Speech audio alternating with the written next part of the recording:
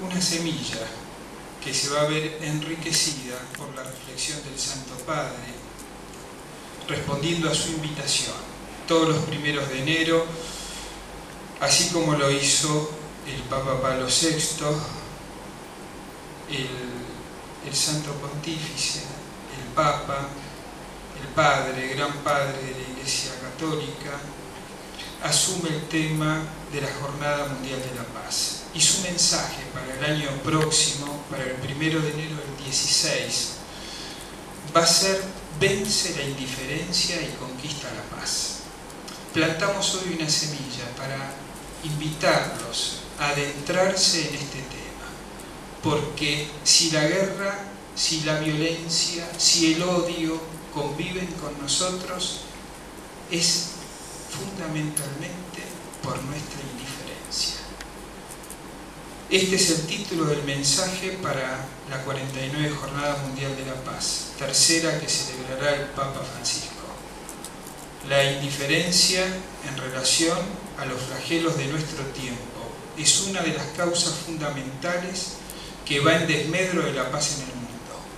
La indiferencia actual es a menudo vinculada a diversas formas de individualismo que producen aislamiento, ignorancia, egoísmo, y esto lleva al desinterés. El aumento de las informaciones de por sí no es sinónimo de aumento de atención a los problemas, sino es acompañado de una apertura de las conciencias en sentido solidario. Para obtener tal objetivo es indispensable la contribución que pueden dar, además de las familias, los educadores, todos los formadores, los operadores culturales y de los medios de comunicación, los intelectuales y los artistas. De hecho, la indiferencia se puede vencer solamente afrontando juntos ese desafío. Esta es la motivación de esta reunión. Nuevamente, gracias a todos. Doy lugar a Edgardo para que presente a los panelistas.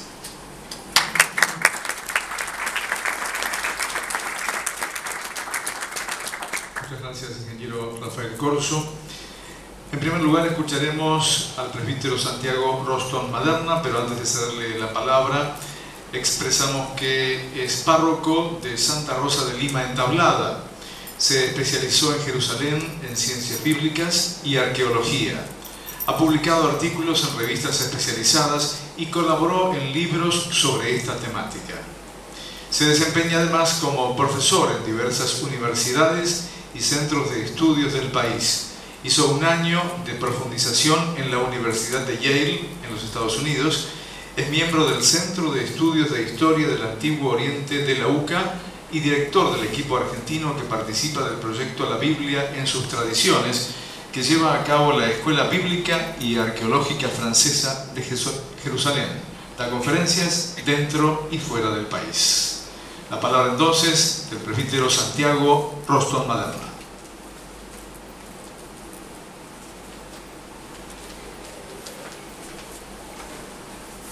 Bien, el tema que se me dio para hablar, 15 minutos, es el diálogo como camino de amistad social. Por mi formación, me pareció que podía ser útil buscar en la Biblia, buscar en algún personaje o en algún pasaje de la Biblia que algo de eso nos puede iluminar. Por eso que divido mi presentación en dos partes. La primera, miraremos el diálogo como un género literario, es decir, miraremos la dimensión literaria.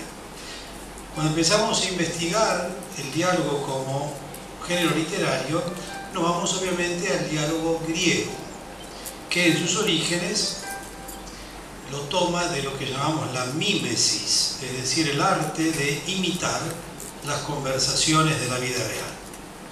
Esos diálogos o conversaciones se pueden encontrar en el drama, en la historia y en la oratoria griega. Pero fue Platón, sin embargo, el que desarrolló el diálogo filosófico como una forma literaria distinta y separada. Aunque el diálogo platónico surgió de las conversaciones de la vida real de Sócrates con sus amigos y estudiantes, En las manos de Platón, estas conversaciones fueron transformadas de imitaciones de situaciones de la vida real en invenciones creativas, a las que incorporó diversos elementos dramáticos con el propósito de avanzar hacia la verdad filosófica. Y así vamos llegando en la evolución del diálogo como forma literaria, como género literario, a claramente una invención, en donde va desapareciendo la dimensión dramática teatral y ya directamente pasa a ser una forma de profundización en los temas. De hecho, va a tomar esta idea después Aristóteles, se acabará en la academia el diálogo, continuará con los peripatéticos y después se va a retomar un poco más tarde ya con la tradición latina. En el Antiguo Testamento tenemos algunos ejemplos de diálogo, pero tal vez el más emblemático sea el del libro de Job. Yo le decía recién al rabino que había pensado en detenerme en algún texto de lo que llamamos el Primer Testamento, pero después me di cuenta que si tenemos un rabino, él se va a ocupar de eso. Así que voy a dejar lo que nosotros llamamos el Antiguo Testamento para el género de diálogo y voy a ir al Nuevo Testamento. En el Nuevo Testamento no hay un texto particular que pueda ser señalado como diálogo en sentido estricto. Pero las conversaciones entre Jesús y los diversos interlocutores se aproximan al género de diálogo a través de el género de preguntas y respuestas. Varias veces encontramos a Jesús que tiene a alguno que le hace una pregunta y que él le contesta, o a veces al revés, él hace la pregunta. Lo que distingue a esta forma de preguntas y respuestas del diálogo griego tradicional es que el que pregunta no participa en la conversación como uno de los que discute con un punto de vista desarrollado, sino que se limita al papel del estudiante que hace preguntas y que es a menudo sorprendido o asombrado por la sabia respuesta del profesor. Bueno, diálogos de este tipo, especialmente los largos diálogos del Evangelio de San Juan, están cerca en el estilo y en la forma de los diálogos similares encontrados en lo que llamamos la literatura hermética y la literatura gnóstica. Elementos dialógicos también se pueden distinguir en las cartas de Pablo, no siendo un texto como los diálogos de Platón para ser más común, o después siguió en la época cristiana. Tenemos los diálogos de San Justino, el diálogo con Trifón, etc. Pero con San Pablo tenemos algunos elementos dialógicos, especialmente en la carta a los Romanos, en una sección que va del capítulo 3 al 4, donde hay un intercambio implícito entre Pablo y un interlocutor sobre el tema de la jactancia en relación con la fe y las obras. El estilo aquí se basa en similares intercambios dialógicos con otro género griego que es la diatriba, que se desarrolló más en la época helenística. Pero pasemos a la segunda parte de mi presentación, que es el diálogo como encuentro entre personas. Ya no como forma, sino como encuentro entre personas, es decir, pongamos la dimensión social. El diálogo también se puede ver como un encuentro de personas sin otra finalidad que la de conocerse y amarse. No se trata entonces de un diálogo en sentido de negociación, porque en la negociación se busca un acuerdo en el que los distintos intereses se fundan en un interés común, en el mejor de los casos. Si no, se busca simplemente ver cómo perder menos. Aquí en cambio me refiero al diálogo como encuentro de personas, como descubrimiento de la propia persona con la otra persona que me recibe. El diálogo como base de la amistad.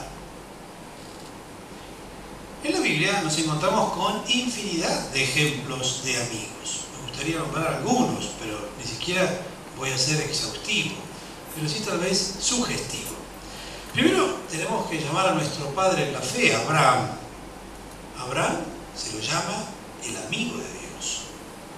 En el libro de las Crónicas, en el libro de Isaías, pero también en la carta de Santiago se lo llama así a Abraham.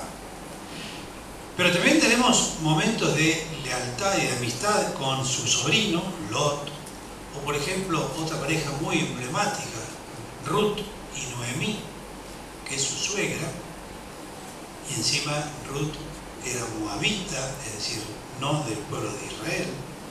O bueno, después tenemos los amigos de David. David y Jonatán tal vez sea el más importante, y también en un momento pensé en analizar ese texto. Es muy interesante ver porque se trata de dos amigos muy profundos. David llora profundamente la muerte de Jonatán, pero Jonatán es el hijo del que lo está persiguiendo a David y está en una posición difícil. Yo que viví 5 años en Israel en una situación de minoría cristiana entre musulmanes, porque vivía en la Jerusalén musulmana, vivía yo, estudiando las Sagradas Escrituras, y con el pueblo judío, puedo decir que este tipo de amistades se dan, gracias a Dios, pero son difíciles. David y Abiatar, por ejemplo, David y Nahás. Nahás es un rey amonita de otro pueblo que también se menciona en el segundo libro de Samuel. David e Itai o Itaí de Gat, que seguramente era un filisteo, que es cuando él se tiene que escapar de su hijo Absalón. David y Hiram, el rey de Tiro, un rey muy conocido. Pero también tenemos, por ejemplo, las amistades de Job. Job tiene sus 3 amigos, Elifaz, Bildad y Zofar, que en el momento de la gracia se acercan y tienen un largo diálogo. También podemos mencionar a Elías y Eliseo, o los 3 amigos de Daniel, Sidrac, Mesac y Abed-Nego. Pasando al Nuevo Testamento, podemos mencionar a Jesús con sus 3 amigos que aparecen en el libro de Lucas y en el Evangelio de Juan. Jesús con María, Marta y Lázaro, donde se habla de una verdadera amistad, pero también la amistad de Jesús con Pedro, o por ejemplo, una amistad interesante en los Hechos de los Apóstoles, que es la de Pablo y Bernabé, que es mencionado incluso en la segunda carta de Timoteo. También Pablo y Timoteo. Bueno, no es exhaustivo, ¿no? Pero Pablo y Priscila y Áquila, esos judíos que habían sido expulsados de Roma y que se los encuentra Pablo en Corinto y se hace muy amigo. O por ejemplo este otro que menciona la carta de los romanos, Pablo con Timoteo y Epafrodito, y después voy a seguir la lista. En cambio, de detenerme en la amistad, que como ven es mucho, preferí tomar un texto del Evangelio para distinguir en ese texto algunos rasgos de lo que me parece que debe ser un diálogo como encuentro, y es el relato de la conversación que tiene Jesús con una mujer samaritana en el Evangelio de San Juan, capítulo 4. El diálogo estrictamente es entre los versículos 7 al 29, pero no se entendería bien si no se viera todo el contexto que va del versículo 1 al 42. Recordamos entonces el texto y vamos a leer algunas partes de él. Jesús venía, dice en los primeros versículos, Jesús estaba atravesando Samaria, dice, dejó la Judea y volvió a Galilea. Para eso tenía que atravesar Samaria. Llegó a una ciudad de Samaria llamada Sicar, cerca de las tierras que Jacob había dado a su hijo José. Allí se encuentra el pozo de Jacob. Jesús, fatigado del camino, se había sentado junto al pozo. Era la hora del mediodía. Una mujer de Samaria fue a sacar agua y Jesús le dijo, dame de beber. Sus discípulos se habían ido, etc. El diálogo, para mí, ya veo acá el primer punto, tiene que comenzar con una apertura. La apertura no puede estar en la persona que yo interrogo, porque no es una pregunta y una respuesta, es un diálogo, sino que tiene que estar en la persona que entabla el diálogo, como en este caso lo hace Jesús. Jesús no le pregunta nada a la mujer, si bien el texto dice que le pide una orden, pero por eso leí un poco el contexto. Jesús está mostrándose necesitado. No se empieza entonces un diálogo con afirmaciones objetivas o con preguntas incisivas. Darle de beber, yo veo en este texto, es mostrar a Jesús sediento, es contar algo de lo que le pasa a Jesús y ponerse en manos del otro.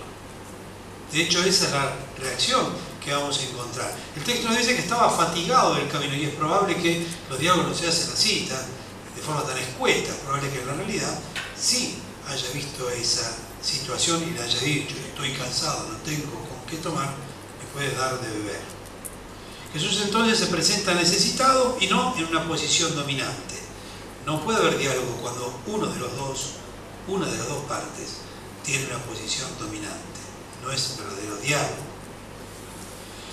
Por eso que Jesús, que podría ponerse en esa posición, no se pone para entablar el diálogo. La mujer también descubre su interior cuando le revela su sorpresa de que él, siendo un judío, le pida algo a ella, que es samaritana. Así dice el texto. Dice: ¿cómo? Dice la samaritana: tú, que eres judío, me pides de beber a mí, que soy samaritana. Y el texto explica: los judíos, en efecto, no se trataban con los samaritanos. Entonces, el primer punto es ese, la apertura. Apertura de Jesús, mostrando su debilidad. Apertura de la samaritana, mostrando también su sorpresa. El diálogo después prosigue con encuentros y desencuentros. La samaritana le dice una cosa, Jesús le dice otra, etc. Yo señalaría acá una cosa que no está estrictamente en el texto, son rasgos que tomo del texto, pero podría darse en el diálogo. En un diálogo de apertura, de encuentro y de manifestación puede darse conflicto. El conflicto puede ser parte del diálogo. Y de hecho, la samaritana le presenta cuestiones que son conflictuales. Le dice: ¿cómo? ¿Eres acaso más grande que nuestro padre Jacob? En un momento que Jesús le ofrece agua viva, ella dice: ¿cómo vas a sacar esa agua? Si el pozo es grande y no tenés ni siquiera un cántaro. Yo tenía un cántaro, justamente. Entonces dice: este pozo que nos dio Jacob, con el que vivieron sus ovejas y toda su familia, ¿vos acaso sos más grande que Jacob? Pues es que vemos que hay un problema polémico, hay un problema conflictual. El conflicto no rompe el diálogo.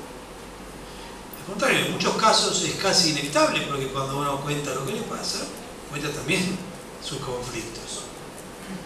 Y el diálogo no es solamente para resolver conflictos, porque los conflictos muchas veces se resuelven con negociaciones.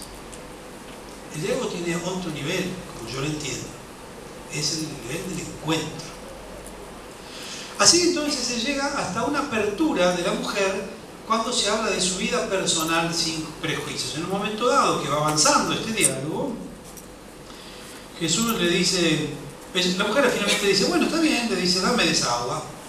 Le gustó, porque Jesús le dijo que es un agua que cuando se toma no se tendrá nunca más sed. Bueno, dice: dámela. Y entonces Jesús le respondió: anda y llama a tu marido y que venga aquí. La mujer le respondió: no tengo marido. Jesús continuó: tienes razón al decir que no tienes marido, porque has tenido 5 y el que ahora tienes no es tu marido. Ahí se produjo ya una apertura mucho más profunda. Llegamos a la vida personal. Y una vida personal sin juicios. Jesús también le reafirma que sabe algo de su intimidad, pero no la está juzgando. Algo que podría ser para juzgar. Los dos están hablando ya de la verdad. Ella dice: no tengo marido, y Jesús encima le dice: sí, te voy a echar una historia, pero no tenés marido. En un diálogo es necesario dejar de lado los juicios. No puede haber apertura con juicios valorativos. El diálogo, cuando uno se presenta para manifestarse, para encontrarse, no se presenta a un tribunal para que lo juzgue. Y a medida que miramos nuestras experiencias, cuando nos juzgan, lo primero que hacemos es defendernos, por lo cual ya se acabó el diálogo. Empezamos en una acusación y defensa.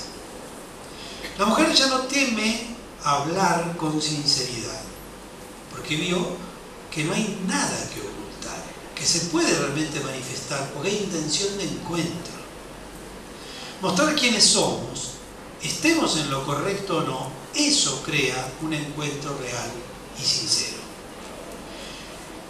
Y así se presenta, la mujer le presenta sus dudas religiosas, porque a partir de ese texto, ella dice, bueno, ¿te sabes qué? Dice, a mí me dijeron, nosotros los samaritanos hacemos el culto en el monte Garizim, ustedes los judíos lo hacen en Jerusalén. Bueno, es una cuestión de...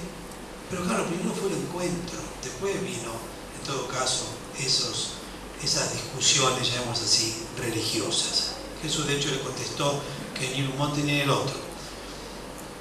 O mejor dicho, los dos.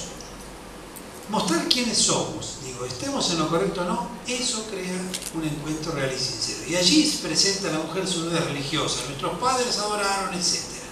Es interesante entonces en este texto la inclusión de las preguntas que hacen los discípulos. Los discípulos habían desaparecido de la escena, que venían con Jesús, habían ido a comprar algo. Y aquí San Juan los trae de nuevo, con una pregunta que es muy interesante. ¿Qué preguntan los discípulos cuando lo ven a Jesús hablando con la mujer? Dice, ¿qué quieres de ella? ¿Por qué hablas con ella? No, en el diálogo no puede haber interés. El diálogo no puede tener interés. Ya si Jesús iba con interés de sacarle algo a ella, ya no había diálogo. Ni siquiera, como dice ahí, ¿por qué hablas? No entienden por qué Jesús estaba en diálogo con esa mujer. ¿Quiere sacar algo, un provecho? ¿Quiere convertirla? ¿Qué quiere? Y Jesús de hecho no contesta esa pregunta. El texto queda con esa pregunta en el aire. Por eso es interesante observarla. Pienso que no hay una finalidad práctica cuando uno se acerca al diálogo. No hay una conclusión predeterminada que queremos hacer a través del diálogo. Por ejemplo, queremos llegar a tal conclusión, pero vamos a dialogar. Vamos a negociar tal vez. Se trata de dialogar sin juzgar. Entonces concluyo. Pero me fui de los 15 minutos. Los rasgos del diálogo que yo extraigo de este relato son 5. Primero, incondicionalidad. No se puede ir al diálogo condicionado. Un día me tocó estar en una negociación, absoluta casualidad, una negociación sindical. Yo estaba viendo a un ministro que estaba allí, por otro tema, no tenía nada que ver, me hicieron pasar, y en esos cada 2 minutos se interrumpía que entraban los negociadores a hablar con el ministro. Entonces tiraba 2 cosas, ellos pues iban. Después, no me hace, se interrumpió porque tienen que hablar con el secretario general, o sea que cada uno iba con sus mandatos. Ahí más que si estaban condicionados, recontra condicionados estaban. Y tan condicionados estaban que no podían ni siquiera hablar por sí mismos, tienen que cada rato salir del cuarto y preguntar y decir. Por lo tanto, primero, para que haya diálogo, tiene que ser incondicional. No se puede acercar al diálogo personal si ya tenemos condicionamientos. Lo segundo, apertura de corazón. El diálogo yo no lo considero un diálogo de ideas. Puede ser, porque hablé del diálogo como una forma literaria, para aprender la filosofía. Pero lo que yo estoy mencionando ahora, el diálogo como encuentro, necesita necesariamente apertura. Y el primero que debe abrir el corazón y contar quién es el que entabla el diálogo. Yo reconozco que cuando nos conocemos con las personas, cuando tenemos un diálogo personal como que tiene el rabino con el Papa Francisco, después todo es mucho más fácil. Cuando nuestros diálogos son personales, después las disposiciones son casi solas y entonces las soluciones aparecen más fácilmente. Lo tercero, la falta de juicio. Es casi un instinto que cuando escuchamos algo damos nuestra opinión, decimos lo que nos parece. Pero cuando hablo del juicio me refiero al juicio de la persona. Si este piensa así, es porque es así, así, así. Por eso yo no confundo los diálogos con los debates, que son distintos. El cuarto, la ausencia de miedo al conflicto. No puede ser que si estoy dialogando y hay un temito, vamos a ver qué hacer. No, tenemos que tener miedo al conflicto si yo estoy hablando al plano personal. Es que en general, cuando vamos a las discusiones, queremos evitar el plano personal. Dice, bueno, los temas personales los vamos a dejar aparte, dice. Vamos a ir al punto que nos trajo. Por eso no es un diálogo. Los diálogos son personales, cuando tienen que ser un encuentro. Y por eso, el último, no porque no en orden de importancia, el último, el quinto, es el amor personal. Lo que sí mueve el diálogo es que yo quiera a la persona, me intereso, quiero saber quién es y por eso manifiesto también quién soy. El diálogo entonces no comunica la interioridad. Perdón, el diálogo que no comunica la interioridad, que no comunica el ser más profundo, es un diálogo superficial y oculta las verdaderas inquietudes. Yo hablo entonces de temas objetivos. Lo puedo hacer de una manera anónima si hablo de temas objetivos. No hace falta que nos encontremos en un lugar. Nos mandamos unos mails y se acabó. Lo puedo hacer a través de ideas. El diálogo objetivo sí se hace a través de ideas. Las personas que dialogan, en cambio, son las importantes, no las ideas. Cuando hay buena comunicación, todos tenemos buena disposición, que es lo contrario de la guerra. Cuando hay mala comunicación, todos estamos a la defensiva. Y por eso que todos terminamos siendo agresores. El diálogo se da entre personas. El debate puede darse entre ideas. El diálogo familiar y el diálogo religioso se da ante todo entre personas que se aman, no entre ideas que tenemos en común. El miedo al conflicto condiciona el diálogo, y cuando el diálogo tiene algún condicionamiento se hace opaco. La falta de transparencia distorsiona la verdadera comunicación. El conflicto no es algo querido, pero debe ser aceptado cuando surge y se expresa en el diálogo personalizado. Por eso la única condición previa al diálogo debe ser el amor. Amar a las personas, amar a la persona que tengo enfrente, eso me lleva a darme a conocer y querer conocer más al otro.